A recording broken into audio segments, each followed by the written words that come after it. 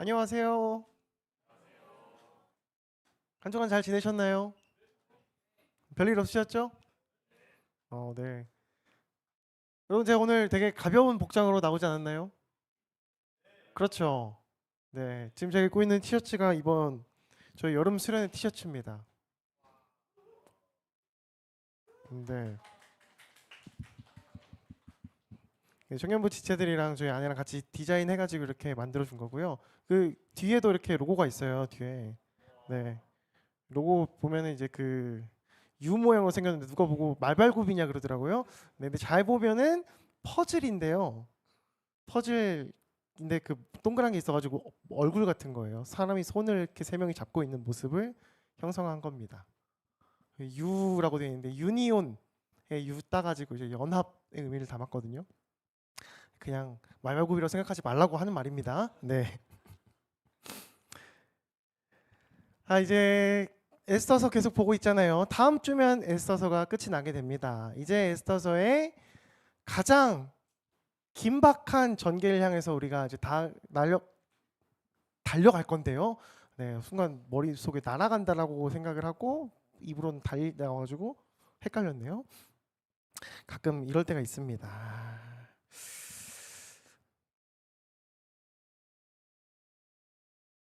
제가 원래 그 오늘 설교 시작하면서 뭐 하나 하려고 했던 게 있었거든요.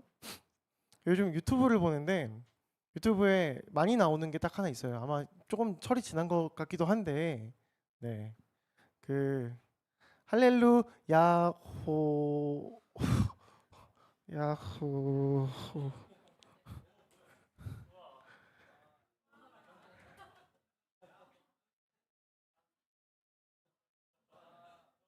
내가 왜 했을까요? 바로 이렇게. 네. 말씀 보도록 하겠습니다. 어, 순간 인간으로서의 그 존엄성이 약간 무너질 뻔했거든요. 괜찮습니다. 약간 손이 떨리기 시작했는데요. 오늘 말씀 함께 읽도록 하겠습니다. 에스더 6장 10절에서 11절 말씀입니다. 두 절이니까 한 목소리로 크게 합독하도록 하겠습니다. 시작. 이에 왕이 하만에게 이르되 너는 내 말대로 속히 왕복과 말을 가져다가 대궐문에 앉은 유다 사람 모르드게에게 행하되 내가 말한 것에서 조금도 빠짐없이 하라. 하만이 왕복과 말을 가져다가 모르드게에게 옷을 입히고 말을 태워 성중거리로 나다 그 앞에 서 판포하되 왕이 존귀하게 하시기를 원하는 사람에게는 이같이 할 것이니라 하니라. 아멘. 제가 난독증이거든요. 네, 어제 제절련 하는데 제절련생 중에 한 명이 저한테 제가 이렇게 뭐 읽을 때 카메라 들고 찍는다는 거예요. 네, 그러면서 되게 환하게 웃는다는 이야기를 들으니까 또 떨리네요. 네. 오늘 이제 지난주에 우리가 살펴봤던 말씀 혹시 기억하십니까? 에스더 죽으면 죽으리라 라는 제목의 설교였습니다. 이방 제국 한복판에서 유다인으로서의 정체성을 지키기 위해 고군분투했던, 갑자기 왜 뜨죠? 뭐죠 이게? 너무 급진적인데요? 너무 당황스러운데요? 빨리 이거 없애주시면 안 될까요?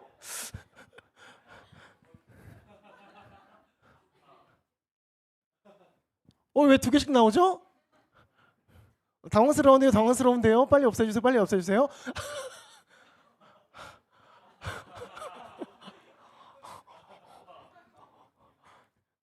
설교하겠습니다. 이제 된 거죠? 네, 기술적인 오류가 있는데 많이 당황스럽네요.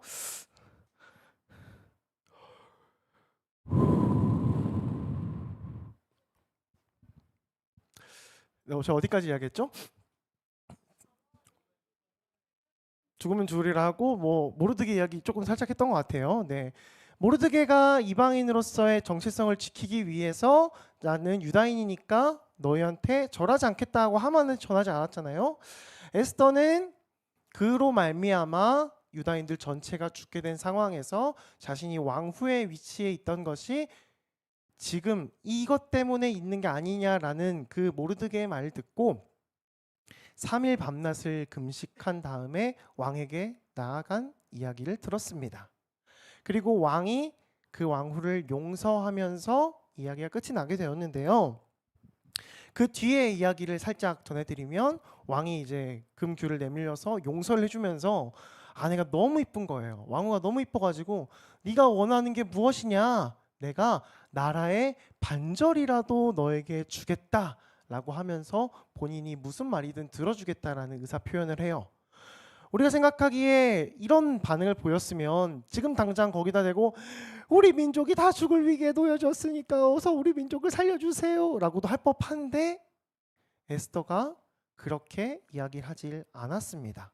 에스더가 뭐라고 했냐면 제가 잔치를 준비했으니까 하만과 함께 와서 즐기십시오 라고 이야기를 합니다. 그리고 나서 그 이후의 이야기가 이제 우리가 오늘 살펴볼 6장의 이야기인데요. 이제 첫 번째 잔치에 왔습니다. 그 잔치에 와서 하만과 또 그 아하수에로 왕이 잔치에서 이렇게 잘 즐기면서 잔치가 끝날 때쯤 해가지고 왕이 에스더한테 또 물어봐요. 너 도대체 원하는 게 뭐야? 내가 나라의 반절이라도 너한테 준다니까 말만 해 라고 이야기를 하니까 에스더가 또 다시 잔치가 한 번 더 준비되어 있으니까 제가 그때 말씀을 드리겠습니다 라고 하면서 참고 또 참는 모습을 보게 됩니다. 그리고 나서 이제 하만과 왕은 이제 각자 돌아가게 되었는데요. 하만이 집으로 돌아가던 중에 보게 된 장면이 무엇이었냐면 궁궐 문 앞에서 여전히 자신에게 절하지 않는 모르드게를 또 보게 되었습니다. 지금 하만은 어떤 마음이 가득 차 있을까요? 왕후가 자신과 왕을 불러다가 잔치를 벌여주고 있는 상황이에요. 자신을 너무너무 높여주고 있는 상황인데 그 문 앞에 있는 모르드게는 전혀 절하지 않는 그 모습을 보고 분노가 너무 치미는 상황이었습니다. 그래서 집 마당에다가 무려 50규빗이라는 장대를 하나 만들었거든요. 이 50규빗이 몇 미터냐면 23미터입니다. 23미터. 23미터. 좀 가늠이 되시나요? 23미터? 일반적인 그 우리가 딱 올려다보는 높이의 건물이 한 10m, 11m 정도 된대요. 그거에 거의 한 1.5배, 2배 이렇게 되는 거죠. 엄청나게 높은 나무 장대를 만든 거예요. 거기에 매달아 놓으면 누구든 볼 수 있게 하려고 자신에게 거역하면 이렇게 된다라는 것을 보여주기 위해 그렇게 장대를 만들어 놓았습니다. 그리고 나는 이제 그 장대에 자기가 원하는 사람을 매달아야 될 거 아니에요. 그런데 자기가 마음대로 할 수는 없어요. 그래서 왕에게 허락을 받았어야만 했습니다. 아, 다음날 해가 뜨면 내가 왕에게 가서 이제 이 장대에 내가 그 사람을 매달아 놓을 거야 라는 마음을 가지고 아주 기세등등하게 있었습니다. 인간으로 볼 때, 인간적으로 보면은 그 유다 공동체에 찾아온 멸망이 얼마 남지 않은 상황이죠. 그리고 모르드게는 아침에 해가 뜨게 되면 이제 그 장대에 높이 매달려서 죽을 그런 위기에 처해져 있는 상황입니다. 그런데 하나님께서 과연 이 상황을 그냥 보고만 계셨을까요? 그렇지 않았습니다. 6장 1절에 보면 극적인 일이 하나 나오기 시작해요. 갑자기 그날 밤에 왕이 잠이 오지 아니함으로 명령하여 역대 일기를 가져다가 자기 앞에서 읽히더니 라고 합니다. 때마침 잠이 오지 않았대요. 그래서 웬일인지 모르겠는데 역대 일기가 그 나라의 중요한 일들이 적혀져 있는 그 일기를 가져오라고 합니다. 그래서 읽으라고 해요. 근데 하필이면 또 그 읽은 내용이 무엇이었냐 하면 어떤 한 사람이 자신을 암살하려던 두 사람의 음모를 막아준 내용이었습니다. 그 페르시아의 제국의 통치자가 부하들의 암살, 독살 계획으로 인해서 죽을 뻔한 위기에 놓여져 있었는데 성문 앞에 앉아서 공직을 보고 있던 한 사람이 그 사실을 알고 전해서 그 암살을 막았다라는 내용이었습니다. 그 왕이 정상적인 사람이라면 당연하게 물을 내용이 무엇이었을까요? 그래서 나의 독사를 막아준 사람에게 우리가 무엇을 해주었냐가 당연하게 나와야 되겠죠. 왕이 그렇게 물었습니다. 이 일에 대하여 무슨 존귀와 존작을 그 사람에게 베풀었느냐라고 물어봅니다. 근데 놀랍게도 왕의 목숨을 살려준 아주 놀라운 일을 한 사람인데 아무것도 베풀지 아니하였나이다라고 이야기를 해요. 너무 이상하잖아요. 왕이 죽을 뻔했어요. 그 127개의 대제국을 다스리고 있는 바사 페르시아 제국의 왕이 죽을 뻔한 상황을 막아준 상황인데 아무런 보상도 하지 않은 상황입니다. 너무 이상하지 않나요? 왕이 이 사실을 이제 인지했습니다. 그래서 어떻게 보상을 해줄까라는 생각을 하면서 고민을 하고 있는데 누가 한 사람이 찾아옵니다. 새벽같이 찾아온 거예요. 누구였을까요? 하만이었습니다. 하만이 찾아온 이유는 하루빨리 조금이라도 빨리 왕에게 허락을 받아서 자신이 매달고 싶은 사람에게 그 매달게 해달라고 허락을 받기 위해 온 거죠. 왕이 이제 마침 하만, 자신이 의지하고 신뢰하는 하만이 오니까 이렇게 물어봅니다. 왕이 존귀하게 하기를 원하는 사람에게 어떻게 해야 하겠느냐라고 물어보죠. 이 질문을 들은 하만의 입장이 어땠을까요? 하만이 무슨 생각을 했을까요? 왕의 입장에서 존귀하게 할 만한 사람이 누가 있을까? 그거는 나밖에 없을 거야 라는 생각을 하기 마련이겠죠? 하만의 입장에서 생각을 해보면 하만이 자기 자신을 가리키는 줄 착각해서 왕에게 어떤 요구들을 하게 되냐면요. 7절부터 9절에 보면 아주 가관입니다. 왕께서 사람을 존귀하게 하시려면 왕께서 입으시는 왕복 입히시고 왕께서 타시는 말을 타게 하시고 머리에 쓰는 왕관을 가져다가 씌우십시오. 그리고 그 왕복과 말을 왕의 신하 중 가장 존귀한 자의 손에 맡겨서 왕이 존귀하게 하시기를 원하는 사람에게 그 옷을 입히고 말을 태워서 성중거리, 사람들이 많이 있는 곳으로 데려가서 사람들에게 선포하는 거죠. 왕이 존귀하게 하기를 원하는 사람은 이와 같이 될 것이다 라고 하도록 하라는 거죠. 하만이 왜 이런 말을 했을까요?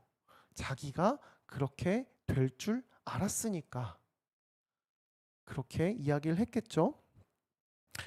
잘 살펴보면 마치 왕과 같은, 아니 왕보다 더 높아지고 싶은 그 하만의 욕심이 아주 그득그득 드러나 있는 그 말씀입니다.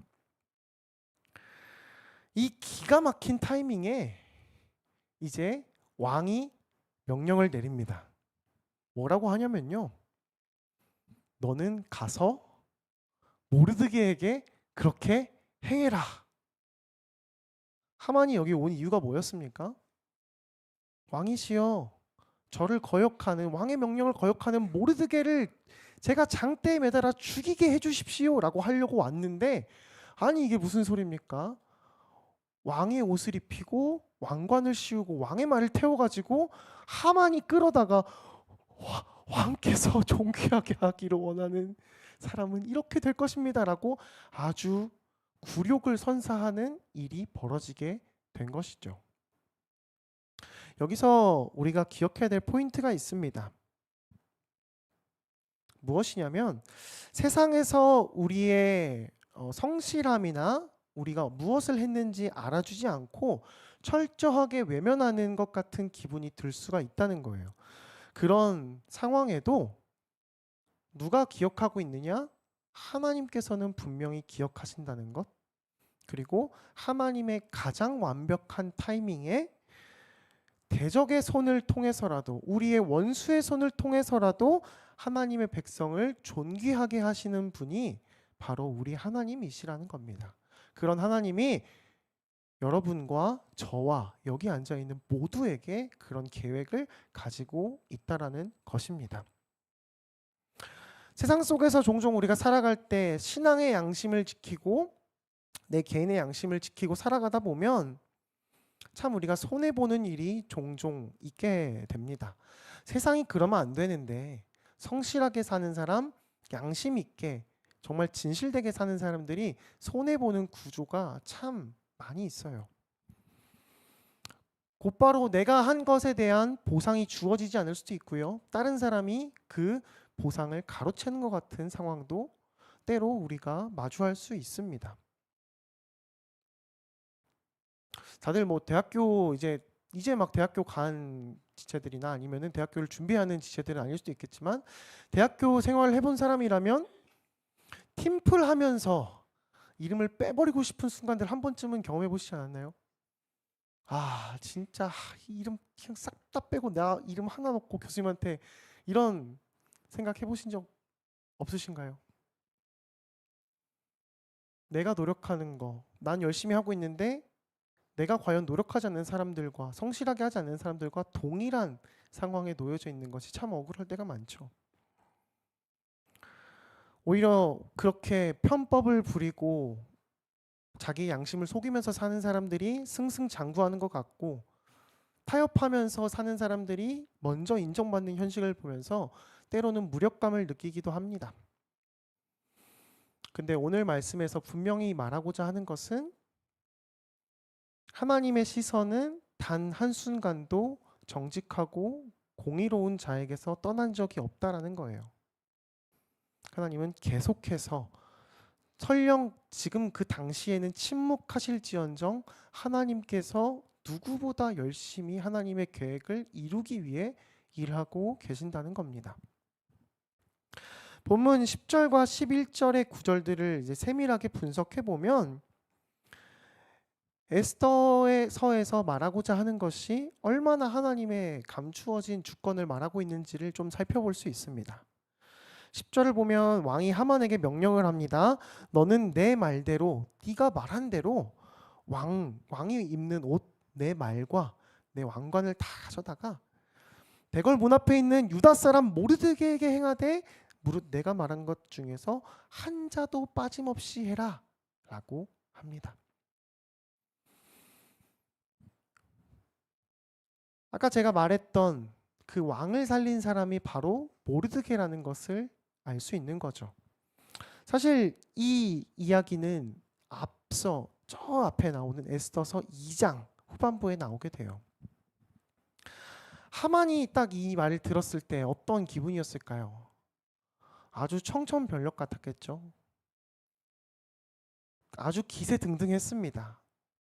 왕후가 자신과 왕을 초청해서 잔치를 계속 벌여주고 있고 자신이 말만 하면 자신이 이루고 싶은 자신에게 거역하는 사람을 매달아 죽일 수 있을 줄 알았는데 오히려 그 사람을 존귀하게 하라는 그 명령을 받고 심지어 자기가 말한 것을 통해서 존귀하게 해야 되는 그 상황.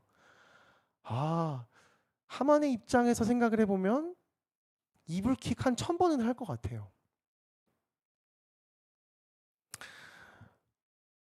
모르드게가 성문 앞에 앉아 있었다라는 그 말들이 많이 적혀 있는데요. 아마 그냥 앉아 있었던 뭐 거지처럼 동냥을 하고 이런 건 아니었을 거고요. 성문의 문지기로서 아마 출입하는 사람을 관리하는 공직의 역할을 수행하고 있을 것이라고 학자들은 추측합니다. 그러면서 듣게 된 이야기를 통해서 왕을 구했죠. 아까도 말했지만 그 왕을 구한 사건은 가문이 평생 동안 이제 왕의 보호를 받으며 엄청난 보상을 누려야만 하는 그런 엄청난 사건이었음에도 불구하고 단 하나의 보상을 받지 못했었습니다. 모르드게는 아무런 상급, 관직의 승급도 주어지지 않은 거죠. 그런데 모르드게가 과연 왕이 자신을 잊었다고 해서 본인이 아무런 보상을 받지 못했다 그래서 본인의 자리를 이탈하고 우울하고 자신에게 맡겨진 일을 성실하게 이행하지 않았다라고 성경이 말하고 있지는 않습니다. 모르드게는 여전히 자신에게 주어진 그 일을 하기 위해 성전에 앉아 문지기의 역할을 성실하게 수행하고 있었던 사람이었습니다. 만약 그때 모르드게가 인간적인 서운함에 사로잡혀서 내가 왕의 목숨을 구해줬는데 나한테 이런 대우가 말이 돼? 난 더 이상 여기 못 있어 하고 떠났다면 어떻게 되었을까요?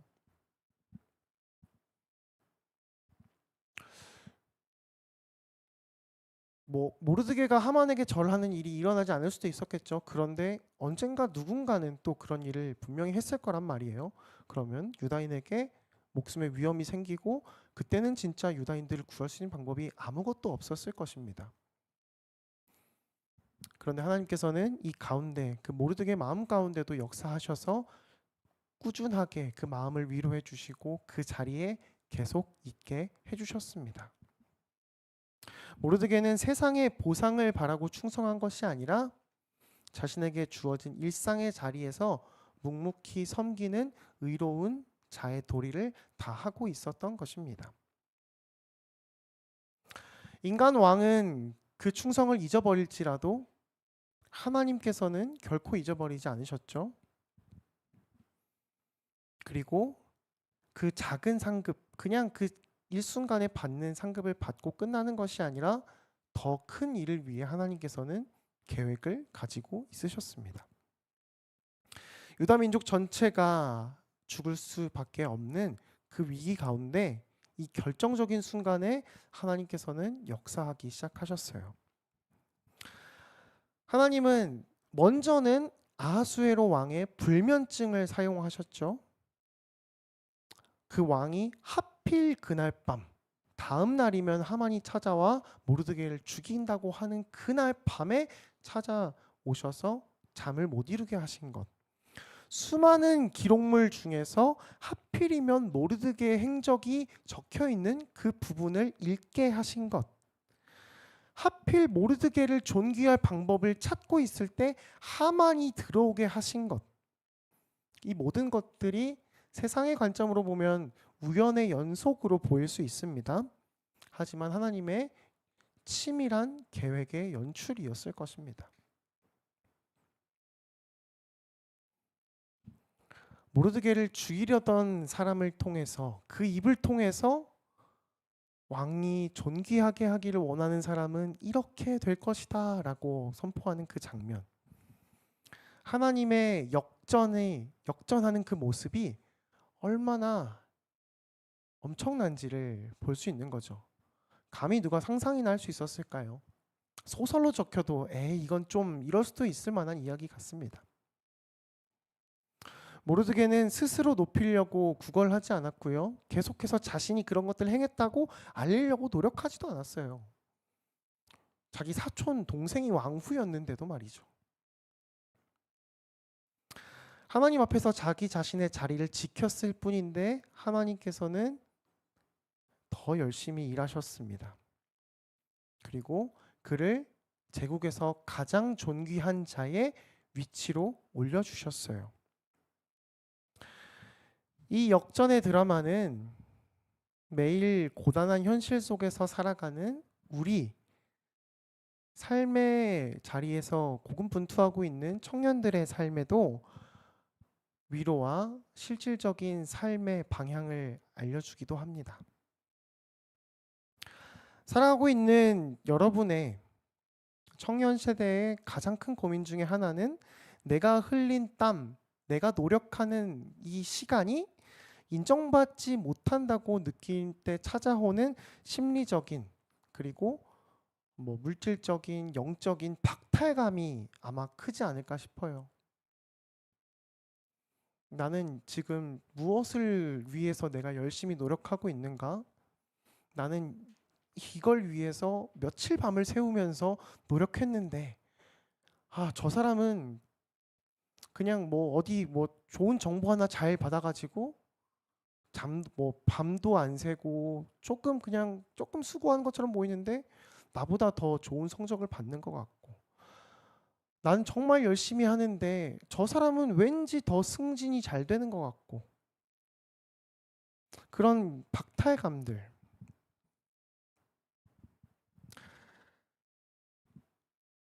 우리는 그리스도인의 양심을 가지고 정말 열심히 노력하는데 그렇지 못한 사람들이 더 잘 되는 모습을 볼 때 박탈감에 빠지게 된다는 겁니다.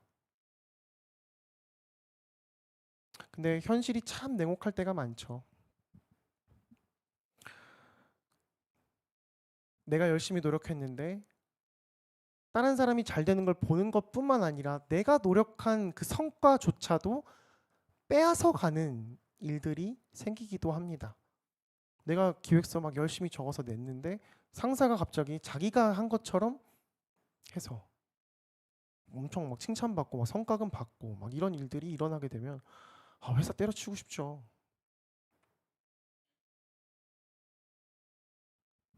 그리고 그런 거에 있어서 이거 사실은 제가 했습니다. 제가 이렇게 했고 사실 우리 조별 과제 하는데 저 사람 아무것도 안 했어요.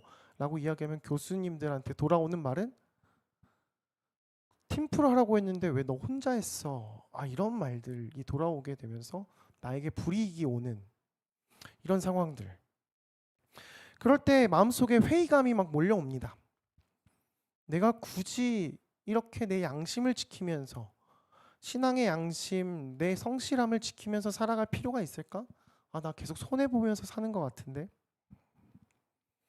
세상은 어차피 하만처럼 수단과 방법을 가리지 않는 사람들이 권력을 가지고 승리하는 구조가 아닌가? 나는 지금 구조에 뒤틀려 있는 사람이 아닌가? 하는 침체에 빠지기도 합니다. 왕궁 그 성문 앞에 덩그러니 앉아서 자신의 일을 했던 모르드게처럼 현실이 막힌 것처럼 느껴질 때가 분명히 있으리라 생각합니다.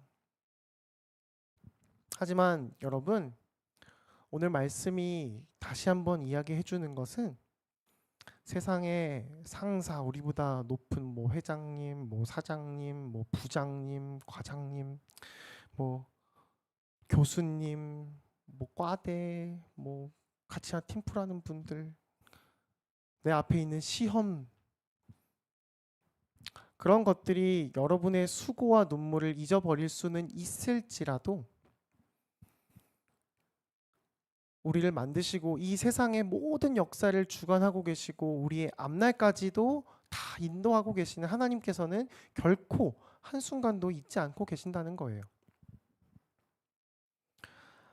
하나님이 가만히 계시는 것 같은 그 상황 속에서도 천국의 생명책, 하나님이 기록하시는 그 책에는 여러분의 이름이, 그리고 여러분이 한 모든 성실한 그리스도의 양심을 지키면서 했던 일들이 성실하게 기록되고 있을 것입니다. 물론 이게 때로는 또 두려움으로 다가오기도 하죠. 나는 그렇게 못 살고 있는 것 같은데, 나는 내가 하나님 앞에 기록되고 있다고 하면 좀 부끄러울 것 같은데, 하나님께서는 결국 우리 마음 속에 있는 그 억울함, 그 슬픔, 회의감 다 아신다는 겁니다. 그렇다면 우리가 해야 되는 삶의 방향이 무엇일까요? 모르드게처럼 묵묵하게 나에게 맡겨진, 나에게 주어진 삶의 자리에서 하루하루를 살아내는 것입니다. 우리가 하나님 앞에서 의로운 길을 걷고 있다라고 한다면 우리를 낮추려고 하고 우리를 흔들어서 무너뜨리려고 하는 그 세상에 아주 높게 쌓여진 우리를 당장 매달 것 같은 그 장대 앞에서도 우리가 두려워할 이유가 없다라는 겁니다. 그 하만이 세웠던 23m가 되는 그 장대는 다음 주에 살펴볼 내용에 보면 하만에게 독이 되어서 자신에게 돌아오게 됩니다. 여러분을 무너뜨리려는 그 세상의 시도가 하나님의 역사하심이 일할 때 우리에게 아무런 해도 끼칠 수가 없다라는 것을 기억하면서 하루하루를 살아가시길 바랍니다. 두려워할 필요가 없습니다. 눈앞에 보이기 때문에 두려워할 수 있지만 그 마음 가운데 두려움을 이겨낼 수 있는 담대함을 얻으시길 바랍니다.